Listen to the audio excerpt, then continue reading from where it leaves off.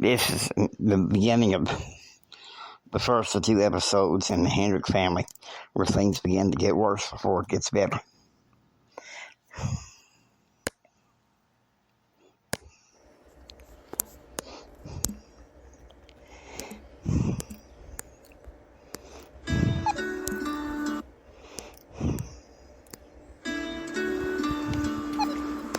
This is the J.R. Hendrick Texan Gentleman podcast that deals with the early life of my alter ego, J.R. Hendrick. This episode is in a narrated format, commentary by myself and J.R. Relax and enjoy the adventure. Take care. God bless. Welcome to the podcast. This is an episode I'm looking forward to.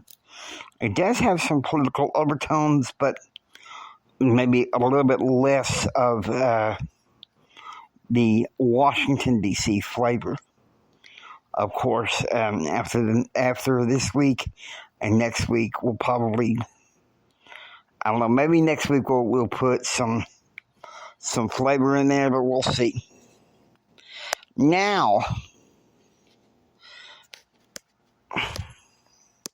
let's look up for the time being, if you guys don't mind, nothing noteworthy that I know of on March 8th, 1996. I do know, and JR, we are both conservatives. We've all set our feet of Rush Limbaugh. And the one thing that he said that we love is the only members you set are the ones that you impose. Okay, so if I can get this crazy thing to be responsive. There we go.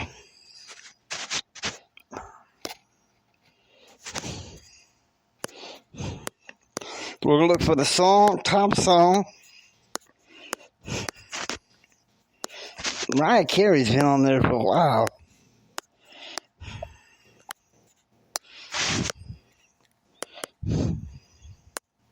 So I hope that something else gets the top song. But Mariah Carey's been up there for most of January and February. What's wrong with this thing?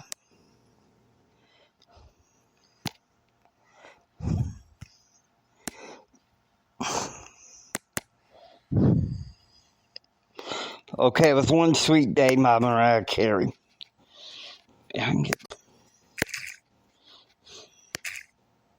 Okay. Yeah, I can get it to cooperate.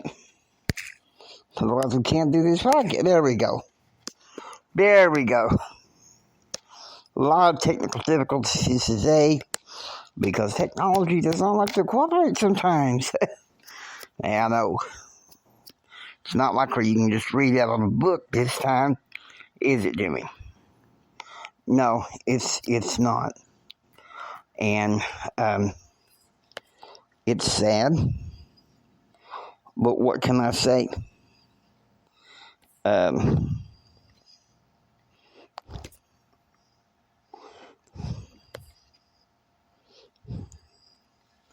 So we start with March 3rd, okay?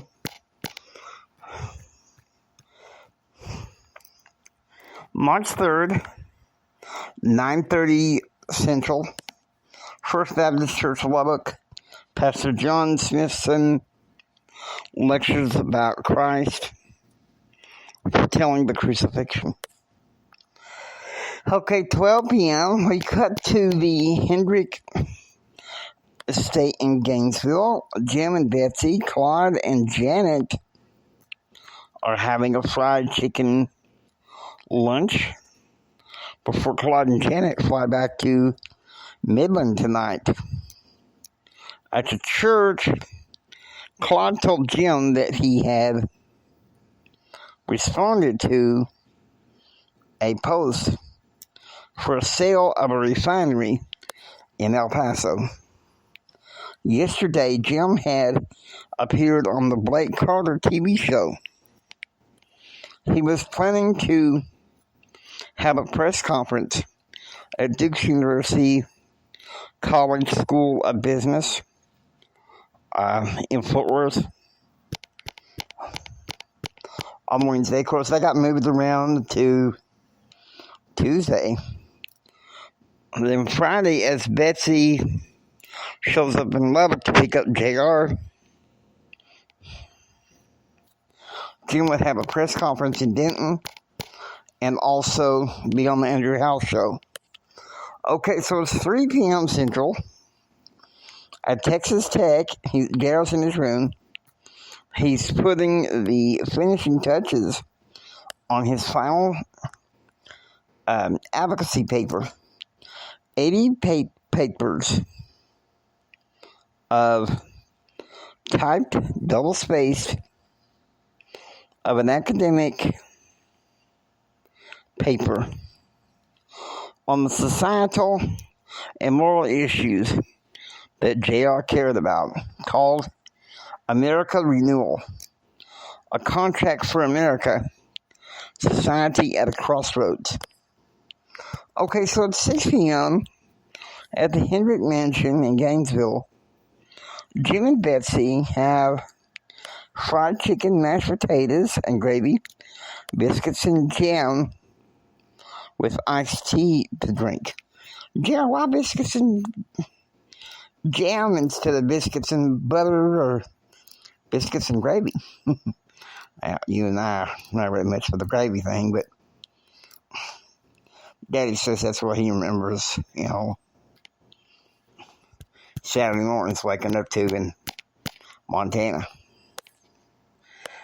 Okay, so it's 9 p.m. Meanwhile, back at the ranch, Christine is sitting on the front porch talking to Elizabeth Marie. And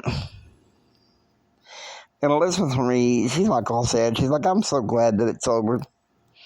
And Christine says, Danny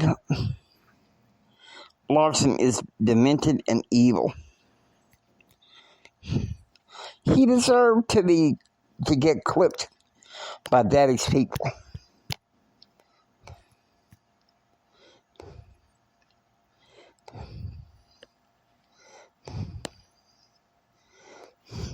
Question is, Christine, where to go from here?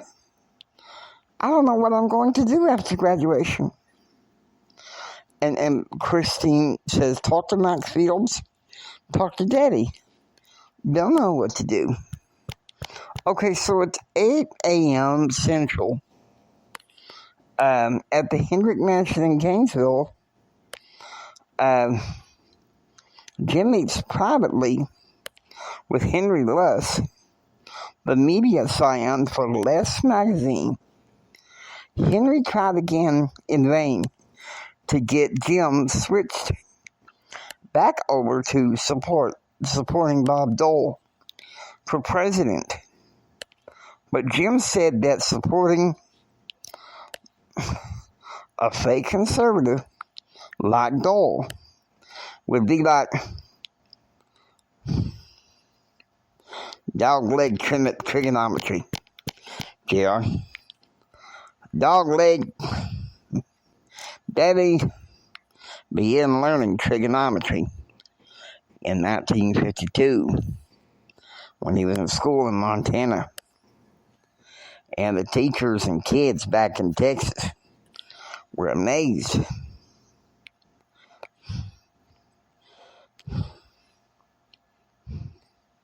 It wasn't all that they had. When Grandma moved them back to Texas, Grandpa said he wanted a divorce.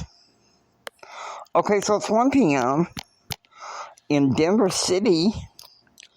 Kyle is overseeing the refit of a drill bit installed in the rig.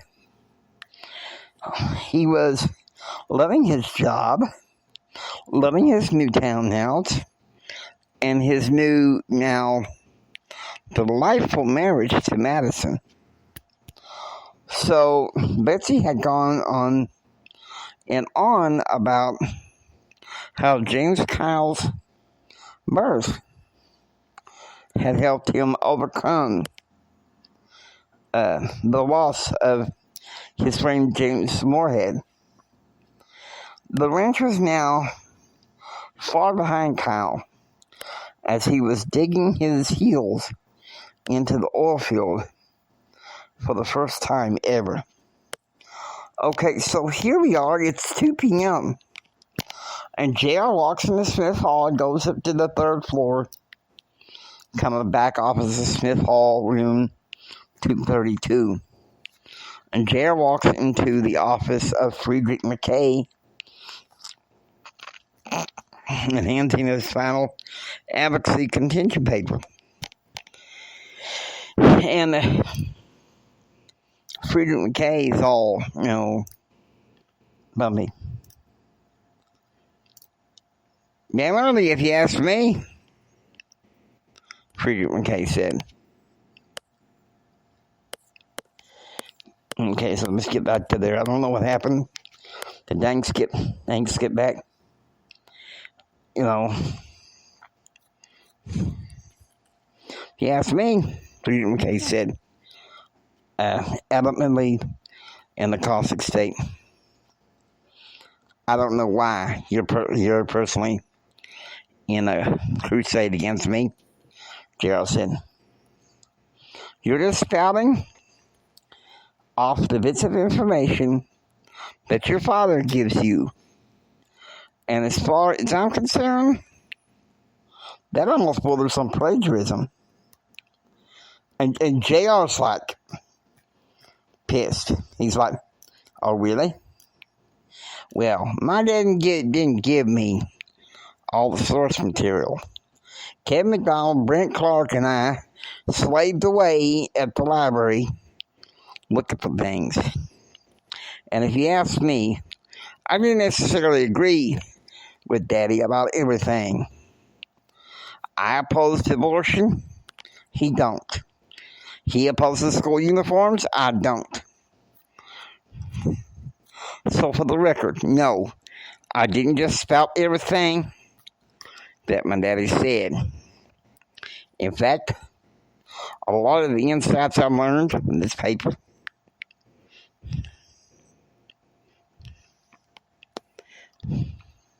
was when I was mad at my daddy. Gerald stumps his feet off and walks away out of the pedagogue's office, hoping never to see the old man again. JR, well, that would change. I'll be going to law school pretty soon, so that didn't work. No. Okay, so now it's 4 p.m. JR is back in his dorm room in the living room, and he is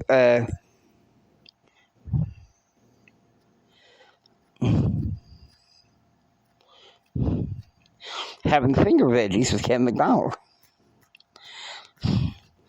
And Kevin's like a child. You did it, man. You handed in that paper. But you don't have to defend until May.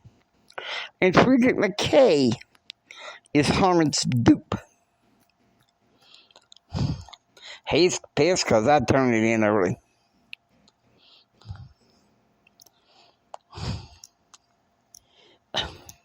Draw that pedagogue. Question is, what's next? Kristen. I need Kristen. Man, are you sure? Definitely.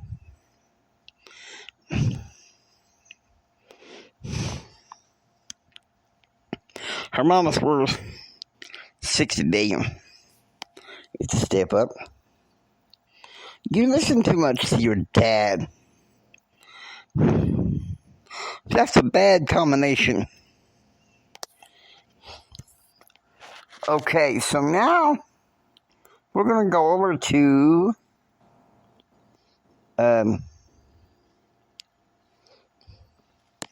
March 5th. Okay, it's 5 p.m.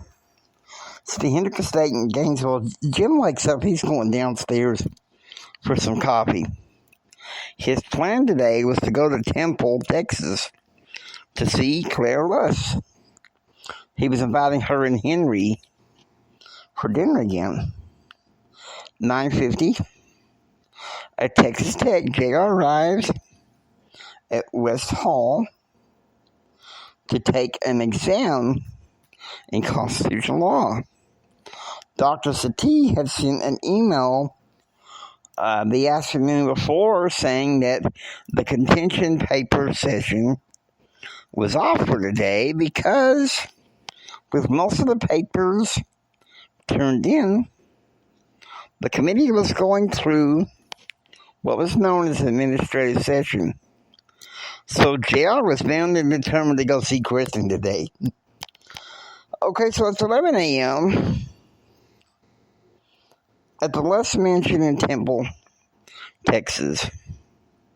Jim calls upon Clara, who tells him that her husband had an emergency to take care of business in Cambridge, England, and will not be returning back until Good Friday, 1996.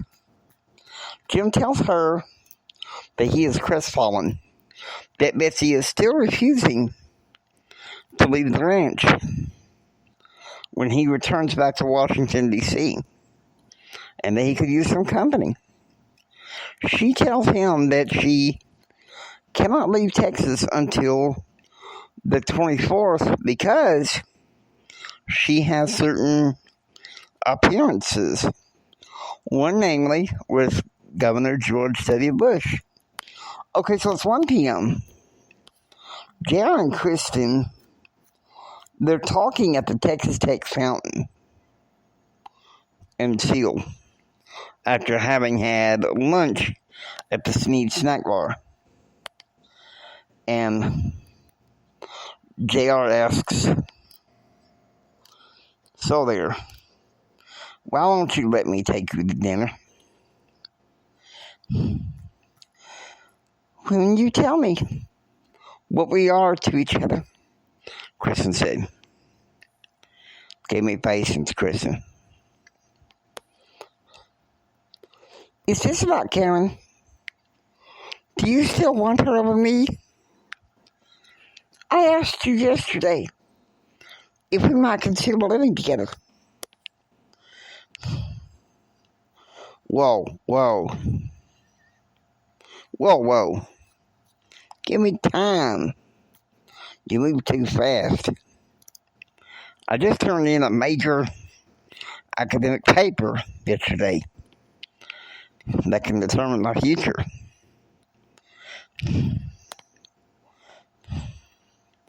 I listened to my paper advisor tell me about how awful he thinks it is. My great aunt died 2 weeks ago. Kristen starts crying. "I'm sorry. I'm moving fast. I had no idea. You have so much on your shoulders. Brent made it look like you were some kind of superhero. But you're showing feelings. When my mother says, you're just like your father, I'm here for you." So meanwhile, we'll go to Brent's dorm. And Brent is looking across the way from Crockett House complex. Jesse is. And Brent is venting. "I wasted hours trying to get JR to ask out Kristen. If you just listen to me, he wouldn't carry this heavy load." Jesse turns on Brent. You're missing the signs. He's going to let Kristen talk him into moving in with her. But he's not going to talk Kristen into moving in with her because he's falling in love with her. Brent's tone gets softer. Wasted. All of those hours, it was wasted. Of again polling. I wanted JR to be happy again.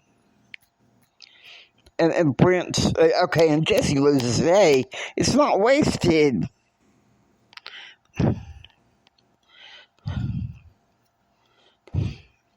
Look at the binoculars across Sneed Hall. He's sitting there at the fountain, talking to her. They're almost hand in. His father's grip is loosening. He's not coming to his own. Then why hasn't he asked out Kristen yet? Oh my God. Brent Clark. Sorry. We're going to have to do something about that. We're going to have to give you that darn bell. Yeah. You kind of deserve that. And Brent's been, he's like, I helped him with this paper. He gave me some data for my stories. But the arrangement is all over. Damn this stupid fool. Okay, and you can imagine what Jesse's going through right now, okay? She's about to lose it. And she's screaming, please! He just lost his great aunt. His family's in mourning. Now, look, I think that you should move on. Beyond JR. Your mother is helping you with other career opportunities. Please, Brent. Live better, Clark. Do not blow this one. And Brent gets all say, oh, sorry. I never thought I'd take it this far. Mama did warn me. My parents and his family are good friends. So I am sorry. Okay, and Stony Rosen gives a hard knock on the door. We're having a Bible study tonight in your room. We need to support JR in his grief. JR needs to concentrate more than before on his portfolio to prepare for law school. Wait for him to be ready to ask Kristen out. His family's been through a bit of tragedy. Okay, so it's 3 p.m. at the Hendrick Mansion in Gainesville. Clara is having, it's 5 p.m. Clara's having dinner with Jim and Betsy. Come to find out that Clara knew his Aunt Eunice socialized in the same circles as Robert Jr. Okay, so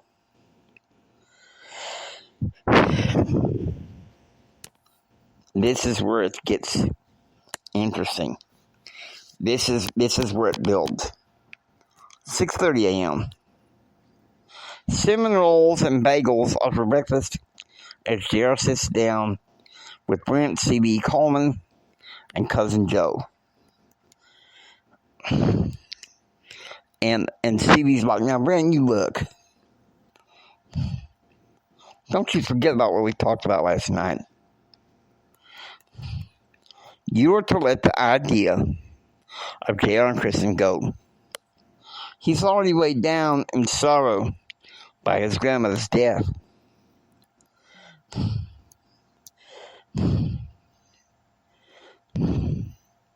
Not to mention we lost another relative. And Gerald learned yesterday that his great Aunt Lillian's sister, Scoop, died of breast cancer. Cousin Joe said. Now, JR, Carl and Donna request your presence at dinner tonight. And Gerald's like, I was going to another Bible study at the club. And Cousin Joe's like, come on, JR. Dinner isn't ready until 7. So I'll take you to the club Bible study and then to dinner. And Gerald's like, all right, I'll do it. He's swinging into Gerald's fingers. Hey, they go for you too, Joe. Gerald has a lot on his plate. And I'm telling you, he can't take it anymore. Okay, so it's 9 a.m. She's in the kitchen making chicken salad for lunch when she gets a call. It's Rachel. And she's got her hands on her hips like, who am I going to kill first? Because she's like, well, I got nothing to say for you. And she's like, you beatnik, coquette. Go into this family and spread lies. And Rachel says, hey, well, let's just sit down. Let's settle it. Some things. And she's like, no, I'm going to settle this in court. Mama's right about you. You flirt. Reasoning yourself into this family. Only to spread lies about my mother.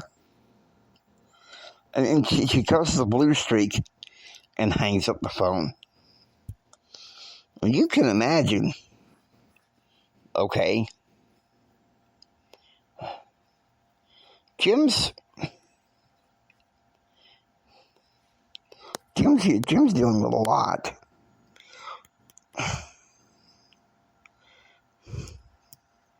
1:45 p.m. Kristen gets out of algebra class and bumps into David. Daddy booked 3 first-class seats from DFW to London. And Dave says, I got one better. My father made some calls. Apparently Jennifer Bowers lived at High Holborn. Residents were getting the information, and our parents have booked the hotel accommodations. Good. We fly to Dallas together Friday. And then Tuesday, it's on to London. Okay, so it's 2 p.m. Jared's in Advocacy and Issues Leadership Lab. And he's working on some communications brief on police issues. Now, he notices Dr. Harmon is on the phone talking in a frustrated and chagrined tone to his wife. Okay, so it's 3 p.m. Meanwhile, back at the ranch, Thomas stopped his horse when he sees Rachel approaching. And Rachel's like, well, I don't think we should go to Gainesville. And Thomas is like, are you kidding? Mike Field's already booked us, seats to fly to Dallas Friday. And she says, but Betsy is determined to throw me out. And Thomas says, Rachel, Jim will handle her. And at 6 p.m., okay, we're at the Hendrick Estate in Gainesville, sitting in the living room by the fireplace, and Jim and Betsy are arguing. Betsy's got her hands on her hips, looks like she's throwing daggers at Jim. And she's like, I don't want this hussy in my house. And Jim's like, you're being damned unreasonable. And Betsy is losing. She says, "How do I want Gainesville to become a room meal about Mama?" Okay, so Jim grabs and shakes his wife. That's wrong. I mean, maybe he's trying to get a point across, but grabbing and shaking your wife? Come on, Jim, that's the bell. Okay? That's idiotic. And he says, "Now look here, woman. You can't hide from this. You can't hide your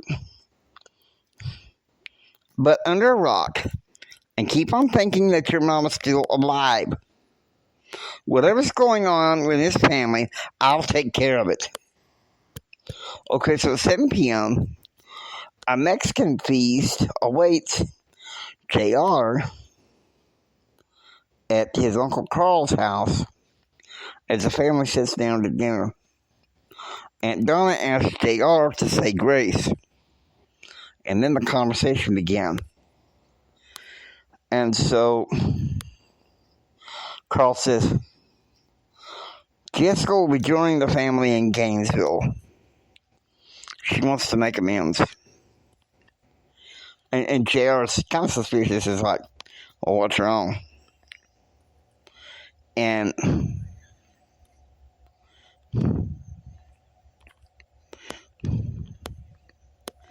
so Carl said, "Look, 2 weeks ago,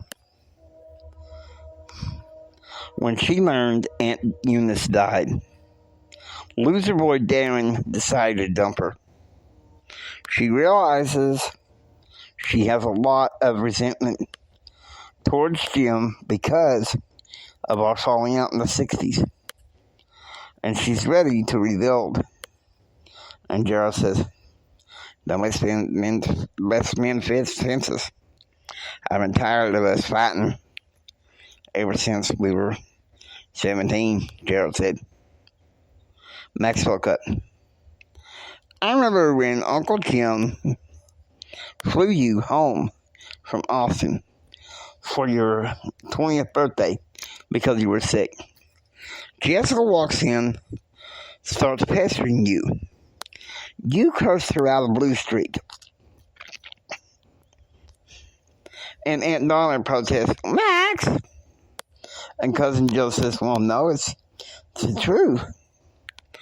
Betsy accused JR of being insensitive, and Uncle Jim and her mother read her the riot act over it. I agree with JR. All this family feuding, it's got to end."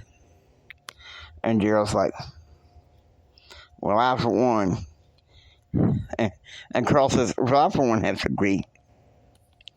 We're moving to Utah in June. Max is staying in the condo, and maybe I can get Jessica to move down to keep an eye on JR. And Donna's pleading, 'Honey, please. She's got a good job in Fort Worth.'" Okay. So now we've got to move on to March 7th. 7 p.m. JR's in his room studying. He'd had a tough day, especially being grilled by the dean and Robert McPherson about his paper. Suddenly his cell phone rings, and it's his father. "Boy, I've instructed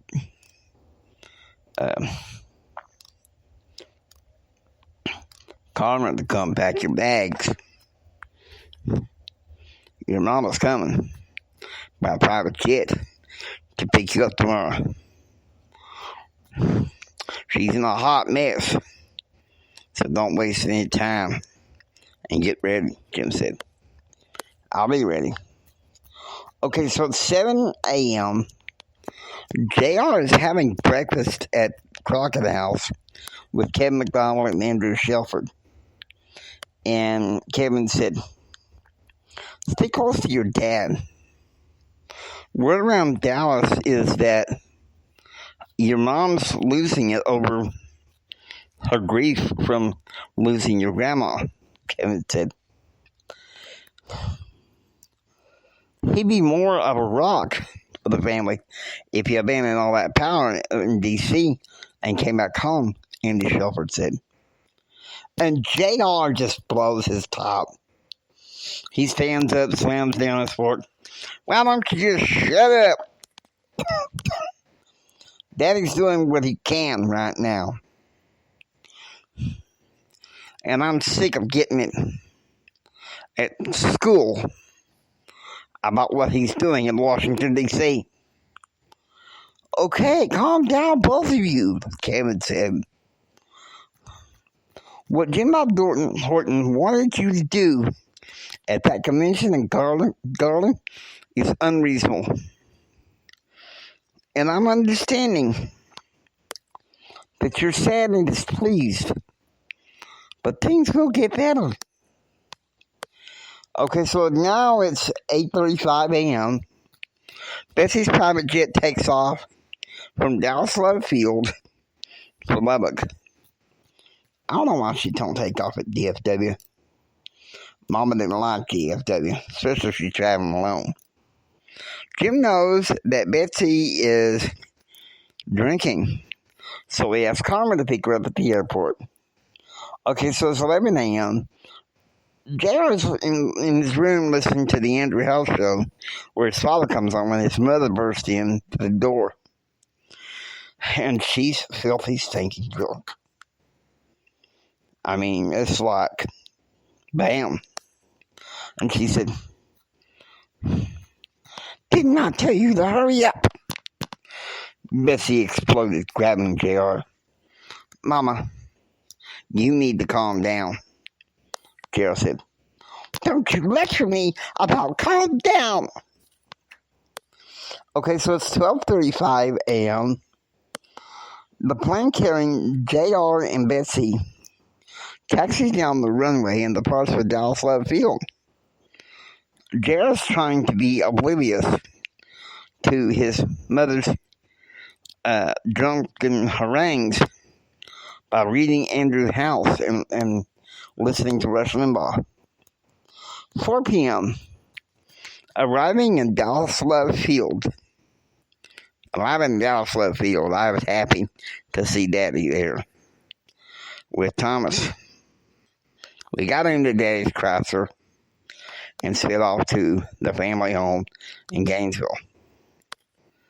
I came there to surprise. Because I finished my advocacy paper, Daddy awarded me with an AM/FM dual cassette jam box.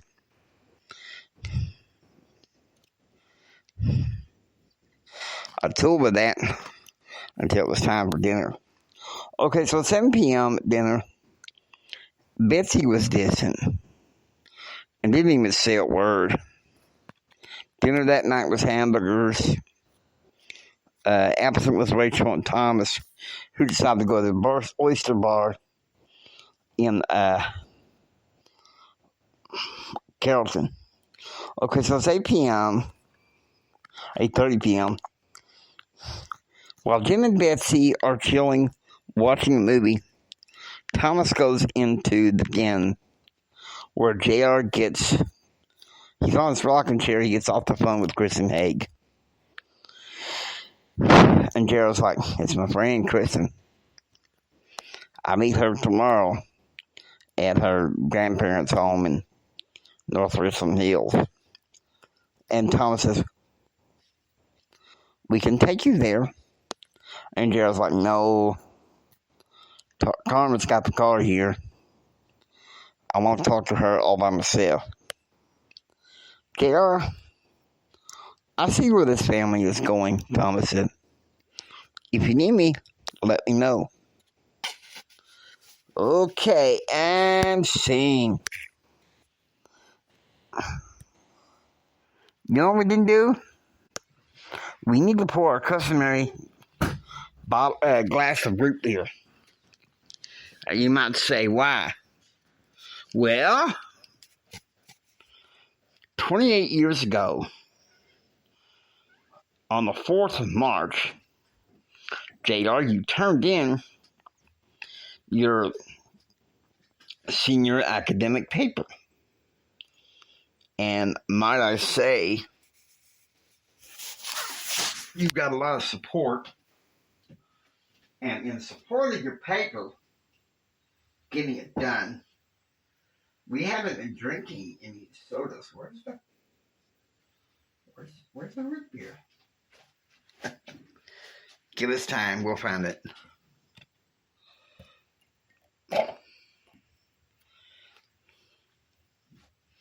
We can't find. I think I see the root beer now.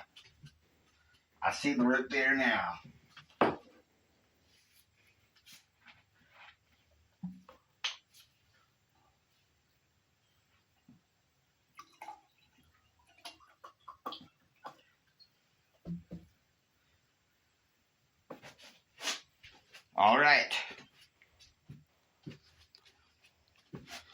Let's have a drink to JR's academic thesis. Turn to the grumpy old professor.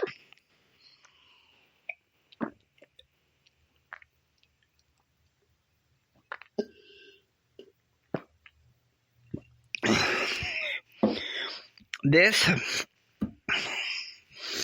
I give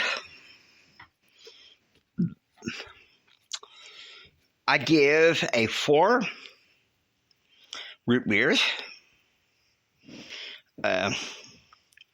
Betsy's standing with her hands over her hips, glaring like she's going to kill.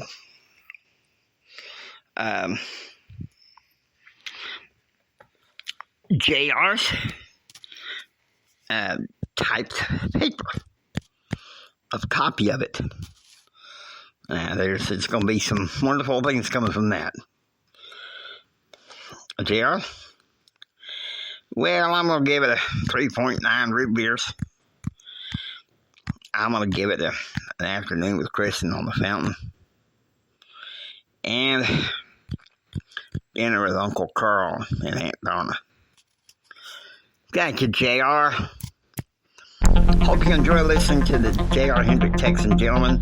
If you like what you hear, please subscribe, become a part of the adventure. This is the James Hendrick Empowerment Network saying until next time, get ready for the rest of the story. Next week, episode, it's going to get bumpier from here.